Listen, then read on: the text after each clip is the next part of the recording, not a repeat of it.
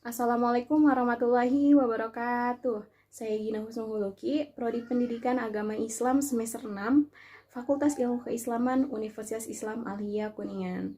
Video ini dibuat untuk memenuhi ujian akhir semester dalam mata kuliah metode khusus pengajaran pendidikan agama Islam. Nah, lalu metode yang saya gunakan di sini yaitu metode targhib dan tarhib. Langsung saja, check it out. Assalamualaikum warahmatullahi wabarakatuh. Bagaimana kabarnya anak-anak semua? Alhamdulillah. Tetap jaga imunitas kita supaya kita selalu sehat dalam menghadapi pandemi saat ini. Nah, langsung saja, hari ini kita akan membahas tentang etika atau adab yang akan kita pakai dalam kehidupan sehari-hari. Yang Ibu harapkan kalian tidak hanya paham atau tidak hanya pintar dalam teori, tapi juga pandai dalam mengamalkannya di kehidupan sehari-hari. Nah, sebelum memasuki materi, Ibu mau bertanya, ada yang tahu apa itu adab atau etika? Iya, betul sekali. Nah, jawabannya sudah bagus, tapi Ibu mau memperjelas lagi. Nah, adab ini secara bahasa. Adab adalah sebuah akhlak mulia dalam bentuk tingkah laku, tabiat, atau aturan yang didasarkan pada norma maupun agama. Nah, dalam Islam ini sangat sempurna, Masya Allah sekali. Islam mengajarkan kepada kita beberapa macam adab, dari ada bangun tidur, ada mau tidur, ada makan, sampai ada buang air pun ada adabnya. Adab ini merupakan bagian dari akhlak mulia yang menuntun manusia untuk menjadi manusia beradab. Manusia beradab yang dimaksud di sini adalah seorang manusia yang bertanggung jawab terhadap kewajiban maupun haknya. Yang nantinya manusia beradab akan menjadi pribadi yang adil sehingga patut dijadikan sebagai pemimpin. Tak hanya itu, manusia beradab akan terus belajar dan memperbaiki diri untuk menyempurnakan akhlaknya. Nah, lalu apa pentingnya adab atau etika itu? Adab merupakan salah satu hal-hal yang penting dalam menumbuhkan kecintaan kepada Sang Pencipta maupun kepada manusia. Tak hanya itu, adab ini juga penting dalam mencegah manusia untuk berbuat buruk. Hari ini kita akan belajar tentang adab atau etika dalam bergaul. Ada beberapa hal yang harus diperhatikan dalam bergaul. Yang pertama yaitu menjaga lisan. Kenapa?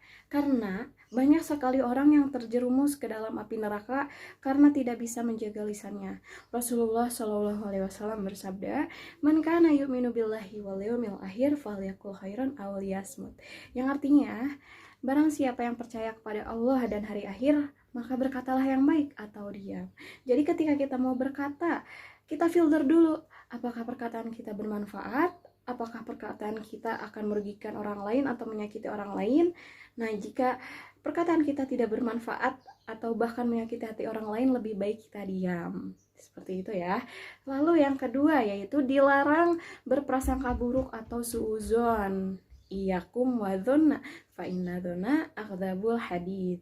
Jauhilah prasangka buruk atau suzon, karena berprasangka buruk adalah ucapan yang paling dusta.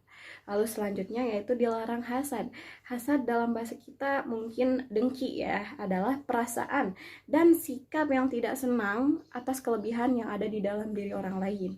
Misalnya kita lihat saudara kita mempunyai rezeki yang lebih, hati kita tidak senang. Atau saudara kita mendapat kehormatan di kelasnya, dapat ranking 1, lalu kita tidak senang dengan hal tersebut. Itu adalah dengki atau hasad. Nah, tapi ketika kita termotivasi, ya tentu sah-sah saja untuk menjadi lebih baik ya. Lalu yang selanjutnya dilarang zolim. Nah, zolim adalah perbuatan yang merugikan orang lain. Nah, ada macam-macam zolim. Yang pertama itu zolim kepada Allah, yakni adalah zolim yang paling besar. Contohnya berbuat syirik. Jadi seperti menyembah patung, mempercayai jimat, berdoa kepada selain Allah, itu tidak boleh lah. Ya, lalu selanjutnya ada zolim kepada makhluk. Contohnya menghina sama manusia, mengadu domba, dan sebagainya. Ada contoh lain yaitu zolim kepada binatang, seperti menyiksanya atau memelihara tapi tidak memberi makan. juga bisa merusak lingkungan, tanaman, dan sebagainya. Lalu yang terakhir ada zolim kepada diri sendiri. Contohnya, berbuat dosa, bermaksiat, atau bermaksiat kepada Allah. Nah, yang terakhir adalah penyayang dan pemaaf. Seorang muslim harus bersifat seorang penyayang dan pemaaf, karena man la yarham la yurham. Barang siapa yang tidak menyayangi sesuatu, maka ia tidak akan disayangi.